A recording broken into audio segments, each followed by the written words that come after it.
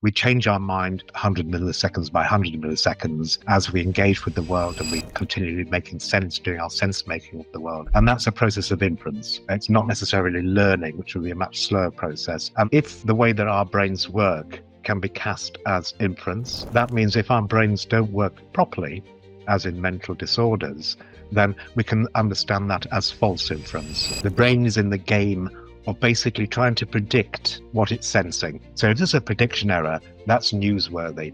So it can now use the prediction error to update, to revise its explanation, its representations of the latent causes. So in the moment, I literally change my mind. I literally change my mind on the basis of the prediction errors that have been elicited by comparing what I predict and what I actually saw.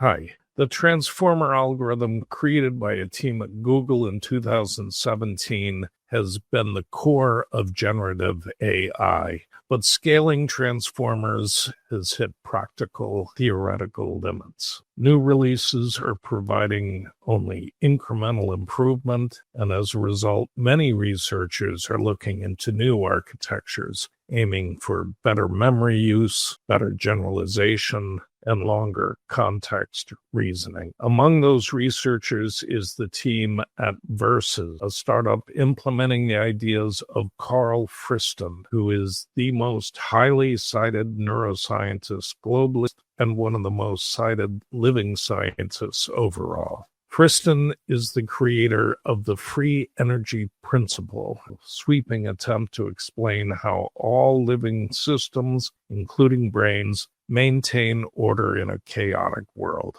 His work has inspired entire branches of computational neuroscience and new directions in artificial intelligence. Versus, where he serves as chief scientist, was started by some of his students. Its core project is called Axiom, a groundbreaking AI architecture built on the principles of Friston's work. Taking inspiration from how the human brain predicts and adapts to its environment, not by memorizing data like today's models, but by constantly minimizing what Friston calls surprise, which is a measure of the difference between prediction and reality. It's an ambitious attempt to create machines that learn and reason the way living systems do, grounding intelligence in physics rather than statistics. In fact, this is my second conversation with Friston because I was completely lost the first time around, and he says himself that he has trouble speaking in the vernacular. So while some listeners will be able to understand what he's saying, most are better off letting the jargon wash over them, focusing instead on the higher concepts and how they're implemented in an AI model. You may not understand everything, but you'll come away with a picture of how and why post-transformer architectures are being developed. I hope you find the conversation as fascinating as I did. But first, I want to give a shout out to our sponsor. Build the future of multi-agent software with Agency. That's AGNTCY. Now an open source Linux Foundation project, Agency is building the Internet of Agents, a collaborative layer where AI agents can discover, connect, and work across any framework. All the pieces engineers need to deploy multi-agent systems now belong to everyone who builds on Agency, including robust identity and access management that ensures every agent is authenticated and trusted before interacting. Agency also provides open, standardized tools for agent discovery, seamless protocols for agent-to-agent communication, and modular components for scalable workflows. Collaborate with developers from Cisco, Dell Technologies, Google Cloud, Oracle, Red Hat, and more than 75 other supporting companies to build next-generation AI infrastructure together. Agency is dropping code, specs, and services, no strings attached. Visit agency.org to contribute. That's AGNTCY.org. My name's Karl Friston. I'm a professor of neuroscience at University College London and chief scientific officer of Versus, a cognitive computing company in Canada and America. Versus is using your free energy principle in its models. And to talk about free energy, I thought we would start with physics, move on to neuroscience, and then discuss how it's implemented in the free energy principle is implemented in machine learning. My understanding is that free energy is a measure of the usable energy in a system. Can you talk about that? It's a very confusing concept. It gets more confusing when you take that principle to neuroscience. But can you talk, first of all, in layman's terms, what free energy is in physics? Yes, I can, or perhaps I should qualify that. I'm not sure I can do that in layman's terms. I have a reputation for so you're going to have to hold my hand in trying to make this accessible. So the free energy we're talking about here is closely related to the thermodynamic free energy that you're talking about, which is the amount of available work in a system that is not, if you like, entailed or trapped or locked in because of the entropic or the disorder of the system.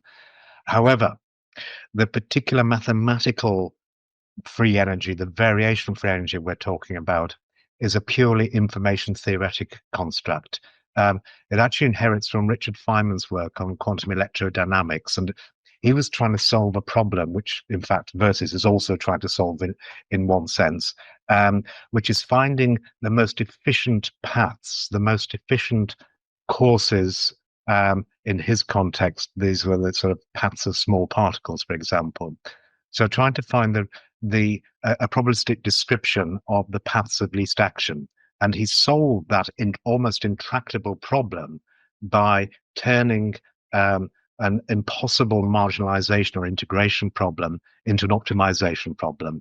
And what he did to do that was introduce this notion of variational free energy.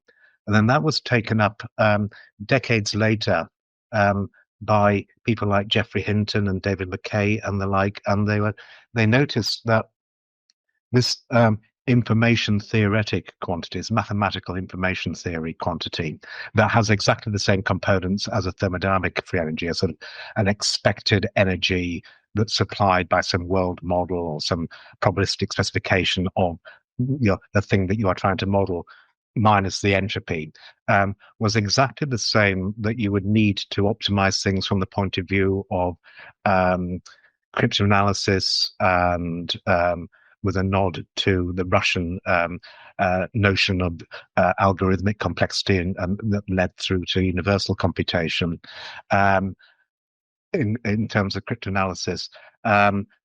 And also was exactly what you needed if you wanted to make something like a Helmholtz machine work.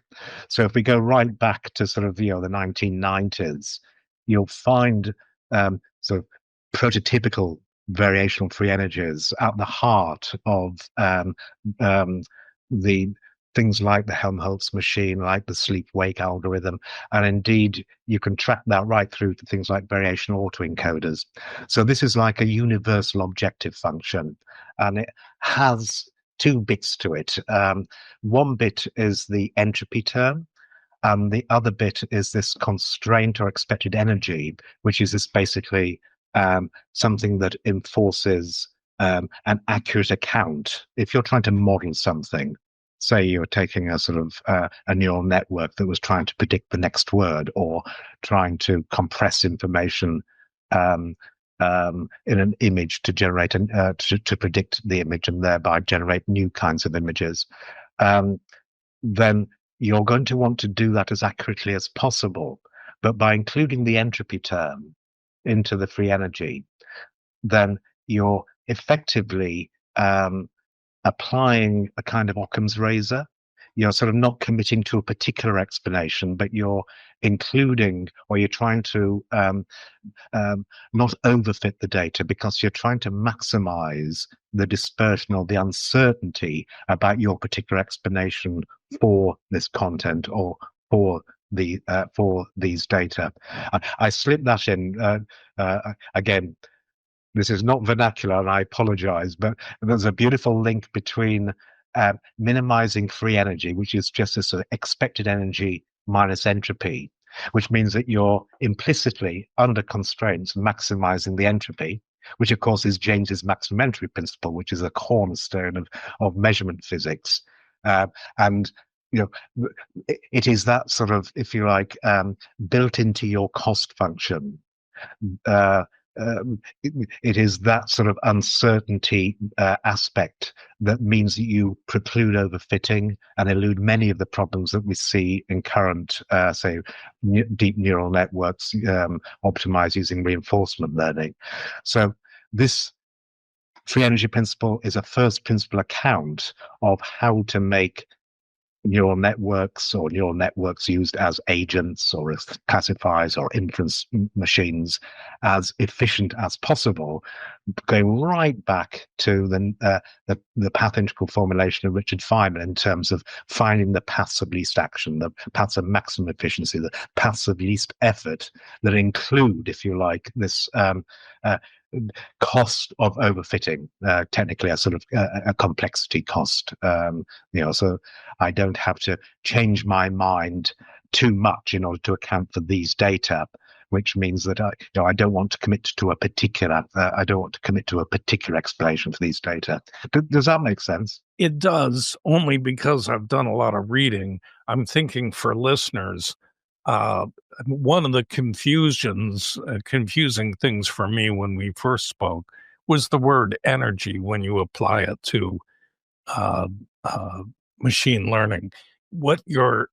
In machine learning, energy is the tell me if I'm wrong, but it's the difference between an input and the prediction.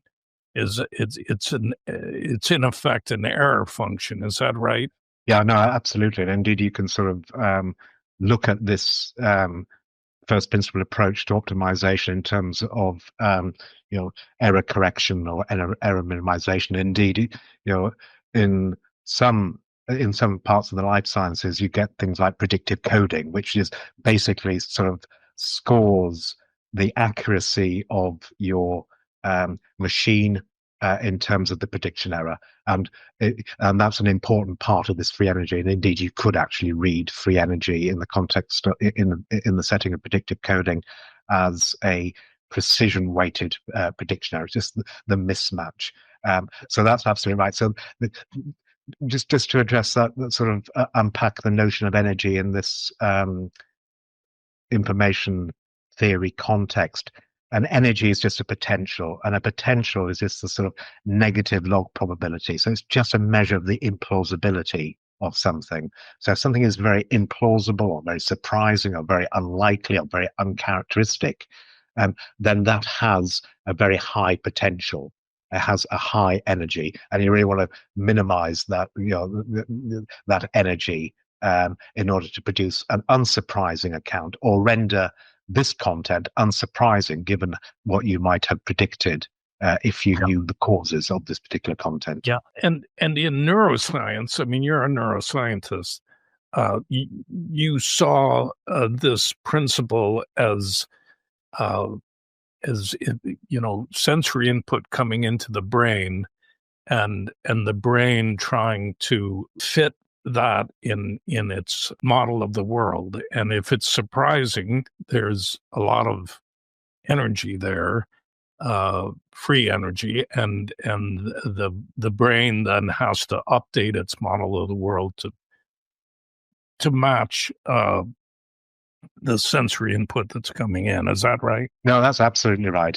That's a perfect description of predictive coding formulations of this kind of free energy minimization, that the brain is in the game of basically trying to predict what it's sensing. the sensory content. And if it's got the perfect prediction, clearly the free energy will be zero and there will be no prediction errors. So if there's a prediction error, that's newsworthy. So it can now use the prediction error, exactly to say, to update, to revise its explanation, its representations of the latent causes of these data. So one can describe that in terms, if you're a statistician, that would be called Bayesian belief updating. If you're a philosopher, it would be sort of resolving prediction errors. It does really emphasize a sort of key point about this biomimetic principle of how we make sense of things and indeed act upon the world. We do so in a very sort of inside out ways. We generate predictions and based upon hypotheses about what could have caused this content, what could have caused this sensory input, and just use the mismatch, the ensuing free energy flight, the implausibility in relation to your predictions of your actual sensory content to update online and over time. So now sort of introducing a distinction between inference. So in the moment, I literally change my mind. I literally change my mind on the basis of the prediction errors that have been elicited by comparing what I predict and what I actually saw. But also over time, in a much longer time scale, I can learn in the spirit of machine learning to be a better predictor given this kind of world. A couple of things about the neuroscientific view that I've found fascinating is your view is that this is an instantaneous continual loop, that the brain is constantly doing this, and that some mental illnesses may be caused by an error or an inability of the brain to update correctly or to minimize the free energy principle. Absolutely, and in part, that it was exactly that observation that motivated much of this work in the context of neuroscience and in particular computational psychiatry. And you could even go further and say that all mental illness could be construed as some kind of false inference. So you made the point that this process is ongoing, it's continuous. So it is something that we change our mind millisecond by millisecond, or at least 100 milliseconds by 100 milliseconds, as we engage with the world and we continue making sense, doing our sense making of the world. And that's a process of inference. It's not necessarily learning, which will be a much slower process.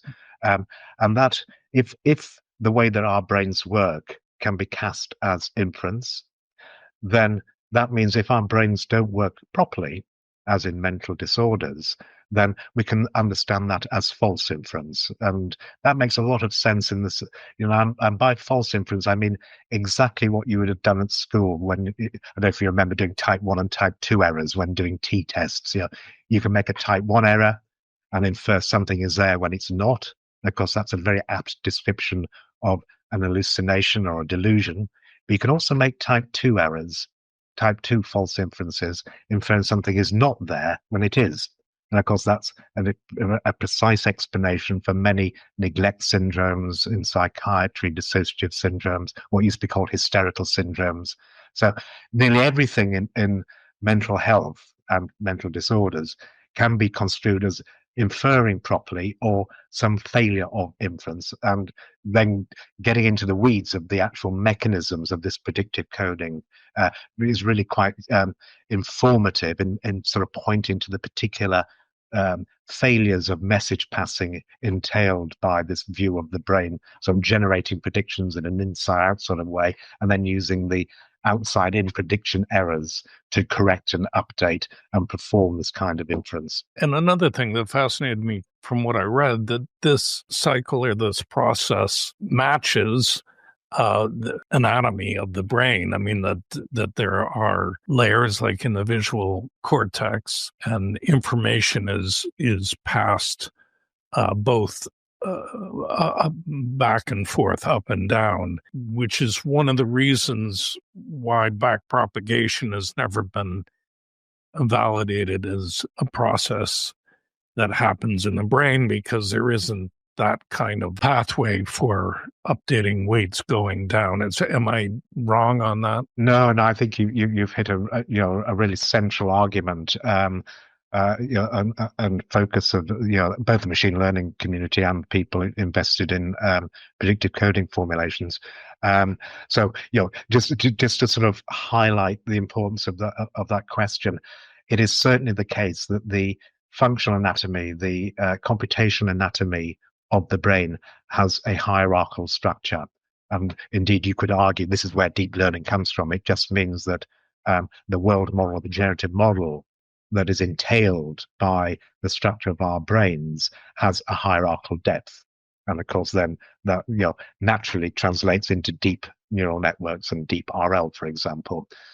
However, there's a fundamental distinction between backpropagation on a deep neural network and the kind of optimization and message passing between the hierarchical levels in the brain.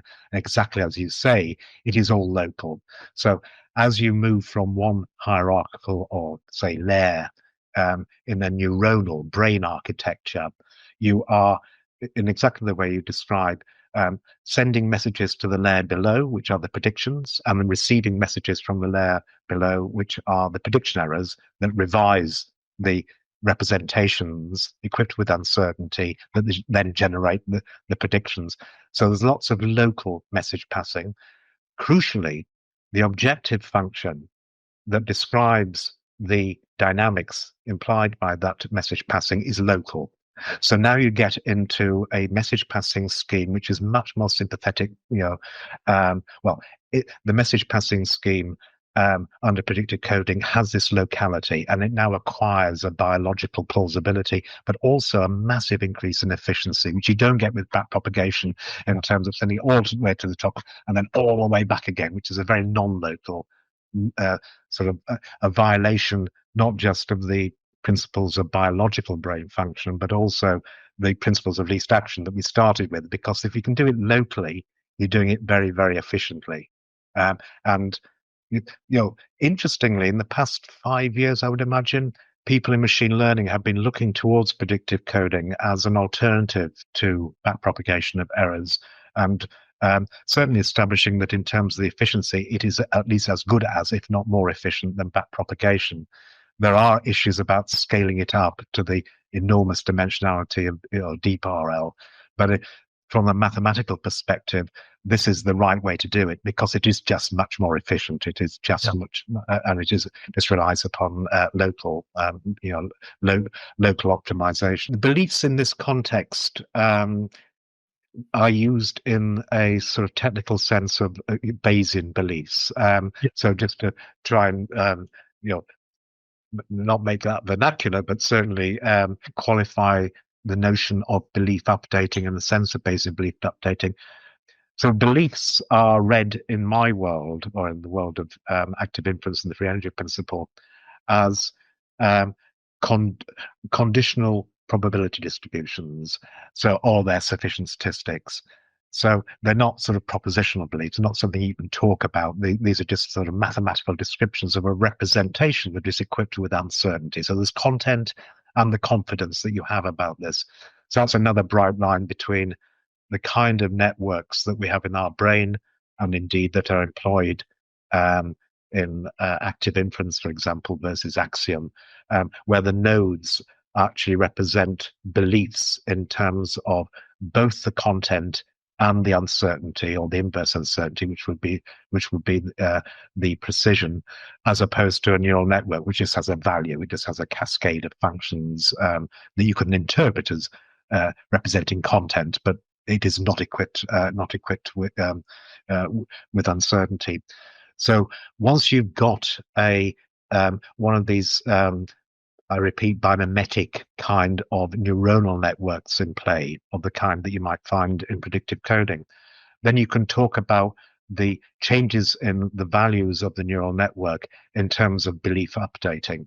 And of course, beliefs about what? Well, beliefs about the causes of your content, beliefs about the causes of what is observable. So now there's a distinction between the latent causes, the unobservable causes of observable data, sensations, images, whatever can actually be explicitly measured or observed. So when we talk about belief updating, what we're talking about now is a Bayes optimal way of updating your beliefs about the causes, the unobservable causes of your sensations. And of course, we can only sense a very small part of the entire universe. So we have to, on the basis of very sparse sampling, build beliefs and update those beliefs continually about the states of affairs out there beyond the brain-bound skull, or indeed beyond my deep neural network. So inference just is a description of the process of Bayesian belief updating.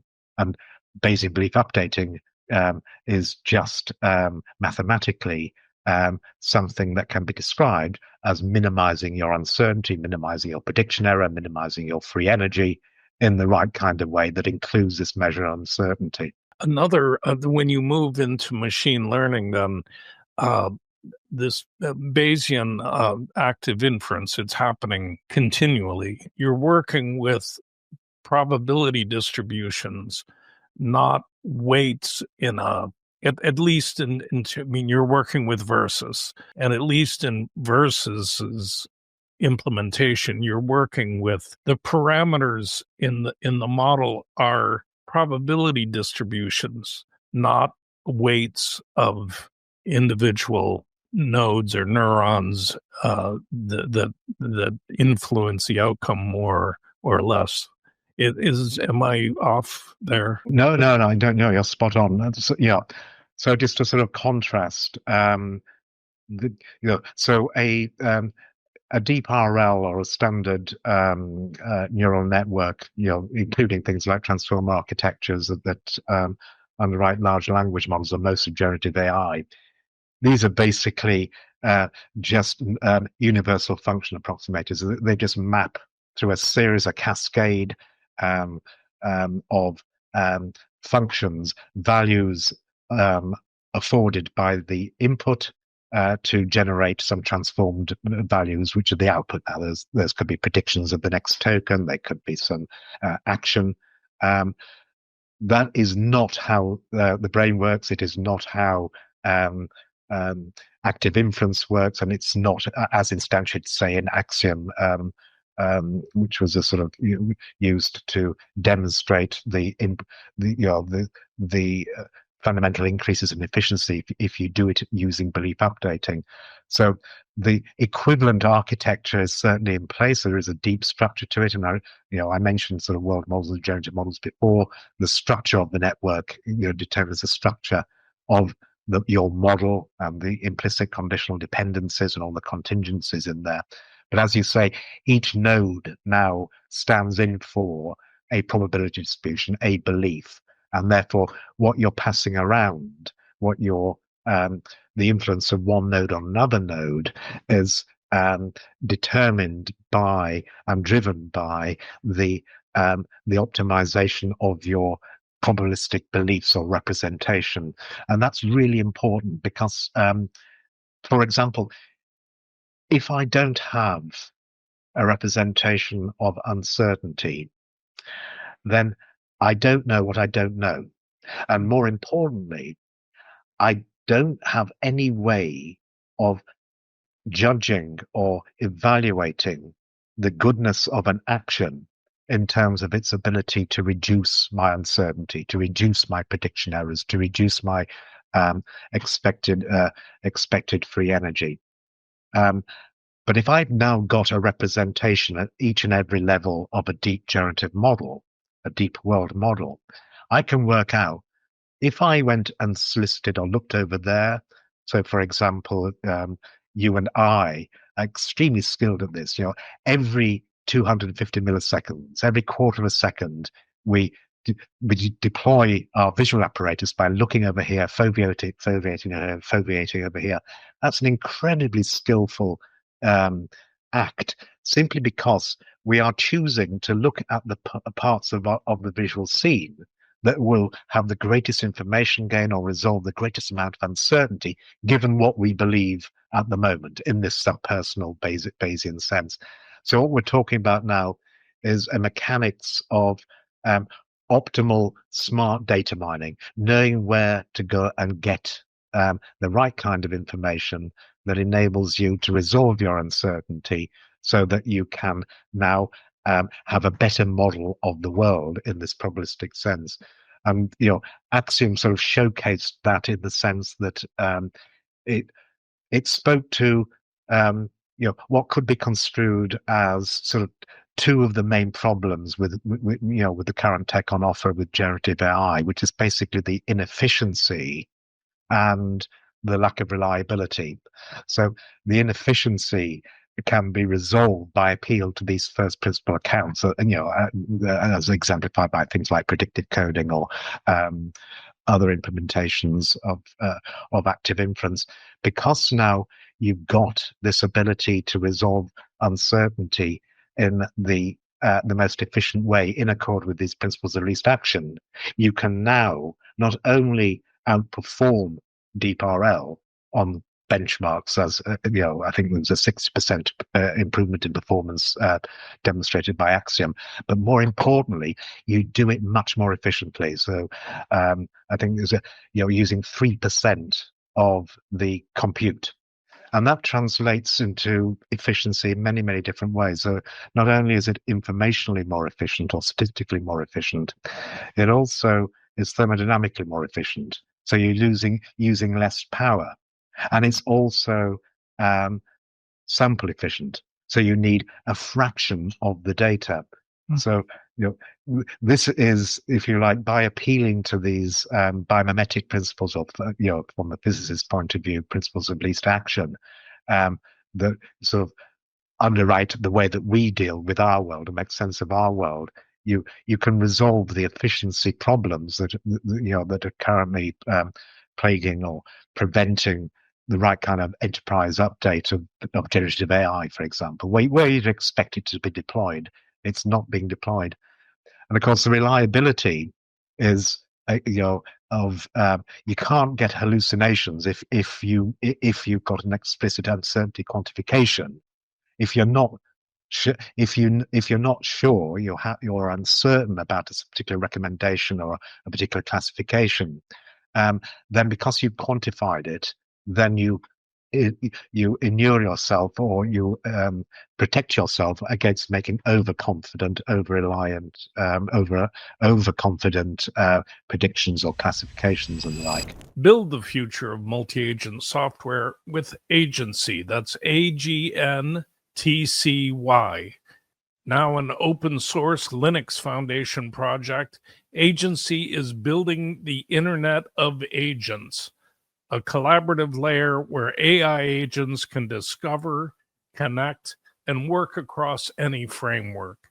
All the pieces engineers need to deploy multi-agent systems now belong to everyone who builds on Agency, including robust identity and access management that ensures every agent is authenticated and trusted before interacting. Agency also provides open, standardized tools for agent discovery, seamless protocols for agent-to-agent communication, and modular components for scalable workflows. Collaborate with developers from Cisco, Dell Technologies, Google Cloud, Oracle, Red Hat, and more than 75 other supporting companies to build next-generation AI infrastructure together. Agency is dropping code, specs, and services, no strings attached. Visit agency.org to contribute. That's agntcy.org. I should have said at the beginning, Axiom, that you've mentioned a couple of times, is Versus is the startup that you're working with, and Axiom is the model implementing the free energy principle and Bayesian active inference and all of that. Is that right? Yeah. So it's a sort of a minimal implementation, just to demonstrate what you could achieve and the problems that you can solve if you commit to these biomimetic principles. And there are many aspects that we could talk about. There's sort of one of them interesting, which people sort of latch onto, and indeed speaks to one of your earlier questions about sort of the architecture of the brain. I mean, the brain is not just a deep neural network. It has a lot of factorial structure. It has a lot of modularity. Some parts do sort of perception, other parts do planning, other parts do memory. So all of these different aspects of inference and sense making and decision making all imply and require a certain kind of structure. So Axiom was built to show that if you put this kind of structure, agentic kind of structure, into a world model, into a generative model, and then you apply these variational principles of least action to the local updating, the local optimization, then you can get this kind of performance enhancement. And to my mind, probably the more important aspect is this efficiency. You could have guessed that from the meme that you and I can drive a car on 20 watts, but if you have to train a large language model, you may need a nuclear power station. So this is the to my mind, this is the important part of the solutions to the current sort of direct problems that are inherent with the current direction of travel with generative AI. Yeah, and a couple of things that fascinated me is this is a dynamic model.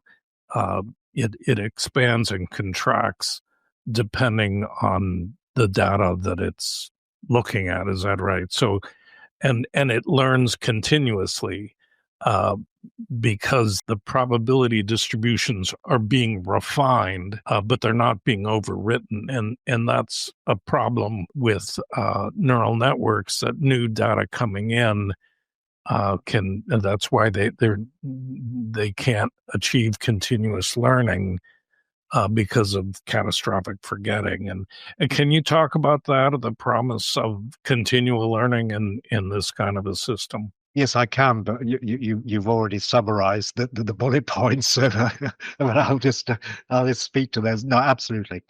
So we do not suffer from catastrophic learning.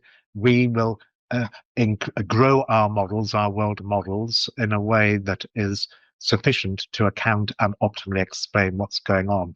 And in growing them, we're now talking about something you implicitly implied, that the generative model in and of itself has an optimal size. For example, it could have, if you were just using a simple layered deep neuronal network in this instance, how many layers do I have? And in each layer, how many hidden units?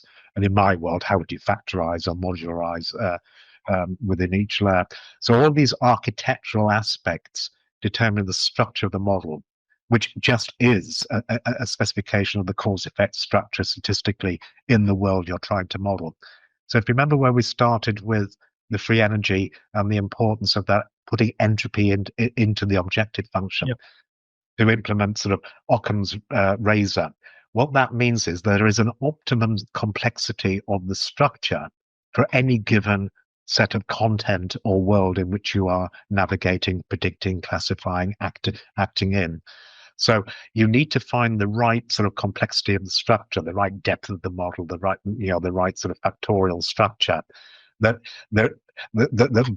is sufficiently complex to provide an accurate account, but not too complex. So this is exactly Einstein's, keep everything as simple as possible, but no simpler. So there's a sweet spot. And in principle, and indeed in practice, and indeed Axiom actually demonstrated this under the hood, though it wasn't sort of sold as one of the key issues, but to my mind, it was a really interesting aspect that it grew itself, and just to the right level of complexity before, if you like, opening up new slots or new parts of the model for objects that it had never seen. So you've got this notion now that you can increase or decrease the structural complexity of the model in exactly the right way, so you don't overfit.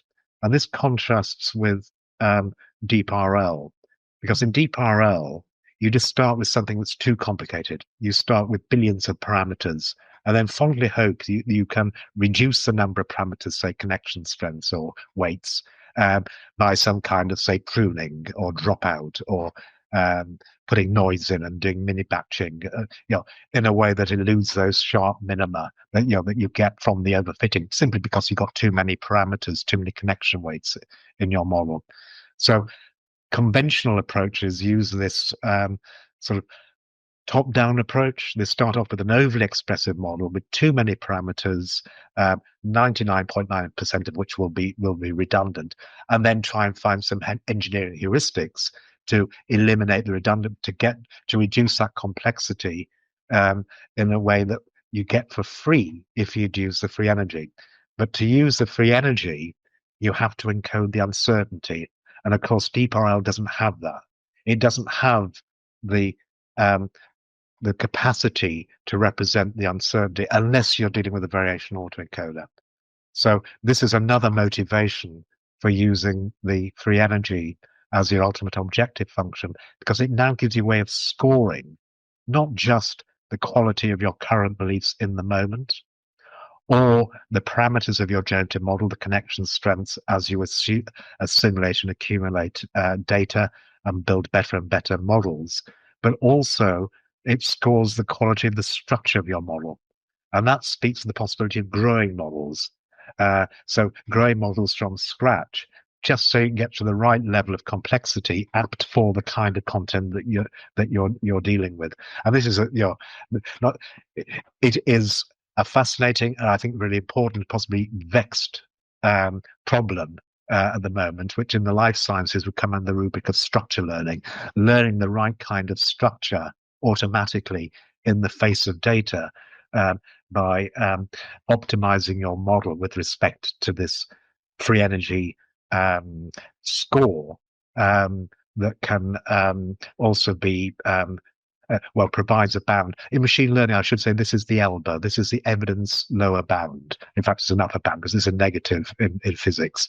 And therefore, you can understand this sort of model growing and shrinking and adapting to new worlds and new contingencies as maximizing model evidence. Or if you treat your model as an agent, then the agent looks as if it is gathering evidence for its own model. And philosophers sometimes call this self-evidencing, a little twist on the philosophical, simply because you're trying to optimize the model evidence that is bound by the elbow or the variational free energy. So this notion of gathering evidence can be played right through, not just to beliefs in the moment, beliefs about states of affairs in the world or hidden states, but also the parameters of your model that would be optimized through learning, but also the very structure. In statistics, we call that Bayesian model selection. So it's selecting the model, the structure that has the highest evidence in the face of the content or the data which it's trying to explain. And if you pursue that notion, what you've now got is a mathematical image of natural selection. So you can now look at natural selection as nature's way of doing Bayesian model selection, where you and I are the hypotheses and the structures that provide evidence that this is the kind of thing that can live in this eco niche. So again, we come back to sort of biological principles. Nature's already done that. Nature's already done its Bayesian model selection and free energy minimization to create you and me as existence proofs of generalized intelligence. Right now, in its implementation in Axiom, it's not a language model. I mean, it doesn't, the data that's coming in is primarily frame by frame video data or something like that, sequential data. The inferences are decisions, and I understand it can be applied to robotics, for example. Could this also work on language? I guess two questions. if you have this model, I mean, this is, Jan LeCun's theory that if you have a model that has direct experience of the world, it'll eventually, and if it can learn continuously, it'll eventually catch up with human knowledge. But so much of human knowledge is embedded in text. That's what makes language models so intelligent, is that they as inefficient as it is, they have that knowledge base to work from. So it is, can this be applied to language? And if not, or even if it can, if you ran a model like this theoretically long enough, would it eventually learn all of the knowledge that humans have accumulated today? That's a challenging question, which I could take in many directions because it's such an inviting question. First of all, it would only learn language if it was exposed to people speaking that language. So there's a certain aspect of active inference that rests upon a coupling between the agent and the world that it is trying to model and gather evidence for. So if that world includes other agents like itself, then there will be emergent language, and certainly exposing this agent to communication with other agents like itself, it would eventually learn a language, just like you and I do, and just like our children do. Would it do that just by being exposed to large cohorts of textual language of the kind that are used to train large language models? I suspect not. I agree entirely with Jan. I think he's on exactly the right track here, with one small exception. And I think he would argue, and I would certainly argue, as would most of my colleagues in the life sciences and philosophy, that to build the right kind of generative model where the words have meaning, you have to be embodied and situated, so that you have to experience the world as part of that world in order to endow meanings to the actual language.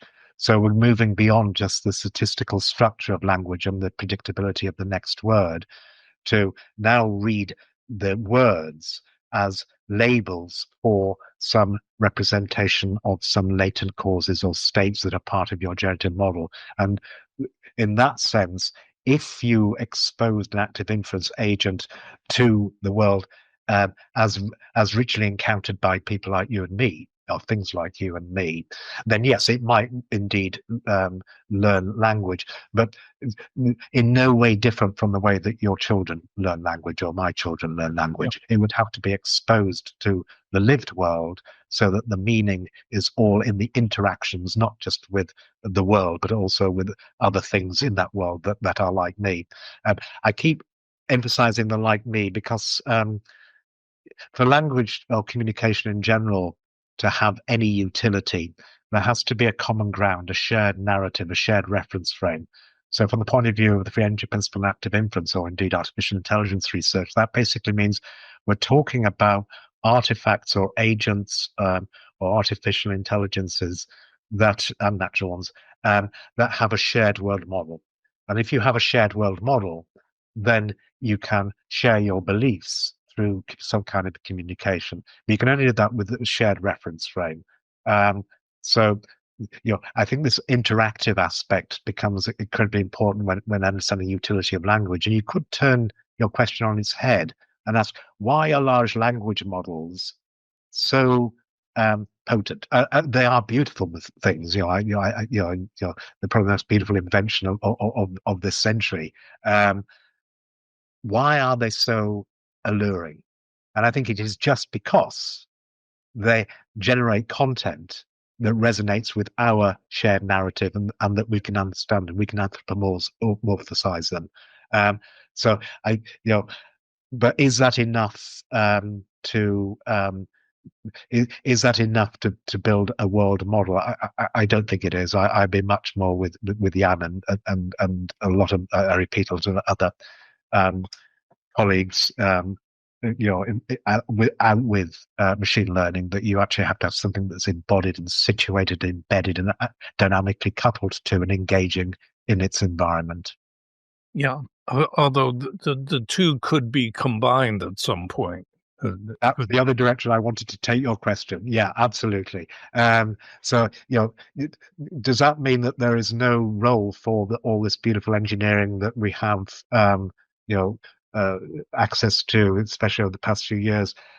No, if you can, that in this, in the context of active inference and building the right kind of generative models, you can certainly install transformer architectures and deep neural networks. And the way that you would do that, and in my world, that's called deep active inference. It's literally putting a standard machine learning neural network into one of these, technically what they call factor graphs, but say neuronal networks with message passing and belief updating. And the way that you can massively accelerate the efficiency of this kind of predictive coding or belief updating or active inference is if you can map directly from content to the beliefs about the causes of the content, then you can very much accelerate the efficiency of these continual learning and continual inference machines. But you can only do that if it's learnable. So on the, as it says in machine learning, on the tin, it has to be learnable, which means that it has to be context insensitive. So if you can find some mappings between content and probabilistic beliefs, very much like a variational autoencoder goes from sort of data at the bottom to some posterior, some variational density with expectations and variances on it at the top. If you can learn that, because it's learnable, context sensitive, then you would actually have a hybrid sort of, or you'd be using conventional technology, machine learning, to augment active inference schemes. But notice that you can only do that when it's learnable, which means it has to be context insensitive. It has to be, has to have a certain symmetry and be exactly the same mapping over time. So you can look at this as basically using machine learning to learn how to infer, and leverage that by, I repeat, putting that inside these message passing schemes. The other way that would be really interesting is to map from the actual posterior or Bayesian beliefs of your machine, beliefs about not only states of affairs in the world, what digit caused this particular image, but also about its intentions and actions. So if it has agency, which simply means that the world model, the generative model, entails, or part of the generative model includes the consequences of my actions in the future, which in turn implies that I can plan by choosing a particular course of action, which in turn means that I've now got true intentionality. I have intended counterfactual states in the future that are part of my generative model. You get a large language model to tell you not only what this agent thinks about the current states of affairs, but what it intends to do and why it's doing this as opposed to doing that. I mean, that would be wonderful if one could sort of, put a large language model to interrogate and to render what is private to the active inference neural network now publicly available, because they can now broadcast to the user or to other artificial intelligences not only its beliefs about what's going on, but also what it intends to do and why it intends to do that. Yeah. And which direction do you think? Do you think the research will go both directions, or which direction are you working on? Um, well, Versus at the moment is really sort of focused on um, establishing, socializing this approach, and also um, um, serving sort of customer needs. There are a few sort of lighthouse customers, um, and demonstrating the improvements or the solutions to the problems of inefficiency and unreliability in alternative current options. Um, you know, both in the context of complex system modeling. So, one example would be the work with analog and trying to optimize the placement of cab drivers. You know, so imagine that you're waiting for a cab, and there's some scheme that is deploying cab drivers to your location, and yet this is an incredibly difficult problem to optimize because it depends upon the traffic flow, it depends upon whether Taylor Swift is in town, it depends upon where your drivers are. So this is a complex system that has a cause-effect structure that can now be learned on the basis of um, historical data and ongoing learning. If you put one of these active inference machines trying to explain what the cause-effect structure of traffic flows and the deployment of your drivers. And indeed, we applied this sort of first principle approach, and in simulation, we're able to get at least 30% more rides in simulations for the cab drivers. So that would be one example. The other direction of travel, I think, speaks to what we were talking about in terms of uh, imbuing AI with the authentic kind of agency that rests upon having intentions and the ability to plan. I think this is probably best demonstrated in Versus work in robotics. An example, looking at sort of benchmarks in the sort of habitat setup, where currently robots can now understand the and infer the scene around them in terms of, for example, really simple notions like there are objects, and have in mind as part of their generative model the consequences of reaching out or moving objects, to the extent that if you can build a sufficiently deep generative model with a separation temporal scales and planning, you can simulate and indeed realize practically, and indeed the robotics team at Versus R&D have done this.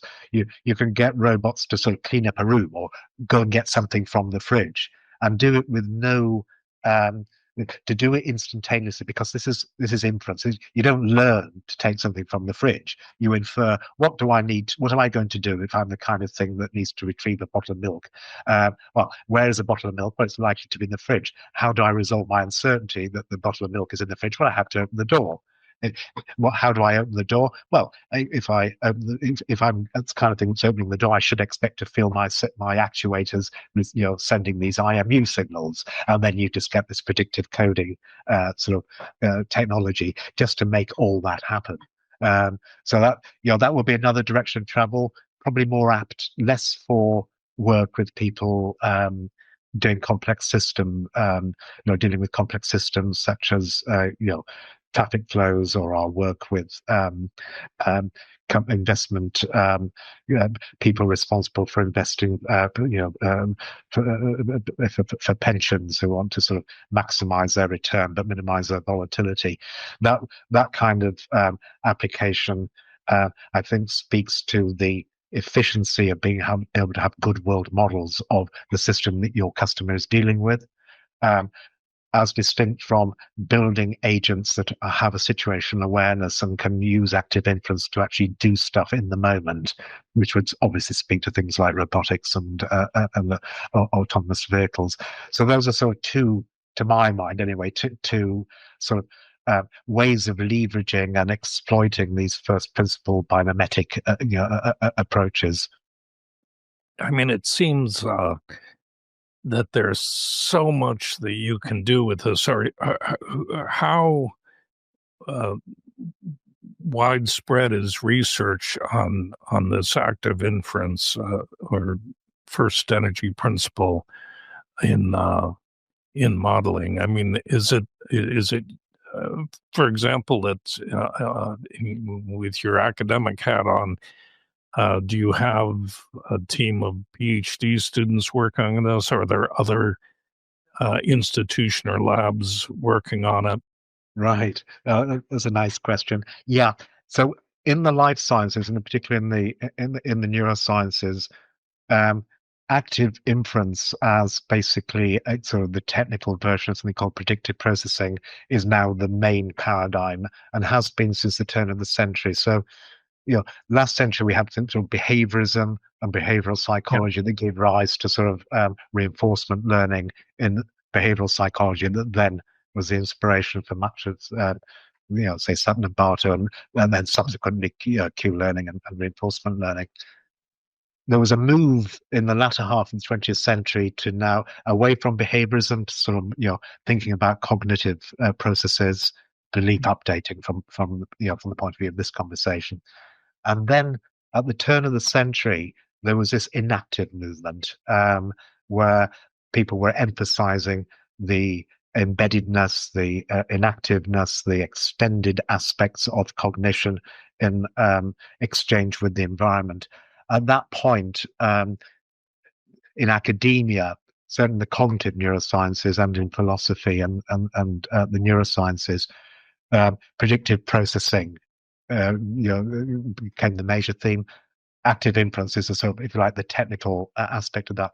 So in that world, it's now the standard model. In industry, company, and applications of a commercial sort, I think we're just at the beginning.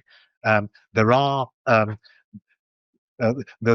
now institutes. There's the Active Inference Institute based in California. That's now a sort of not-for-profit registered charity. I think in America, we're just about to have our sixth international workshop on active inference. But these are little baby conferences. They're dwarfed by NeurIPS, for example. So this is a very embryonic community with lots of bright young things, lots of promise, but from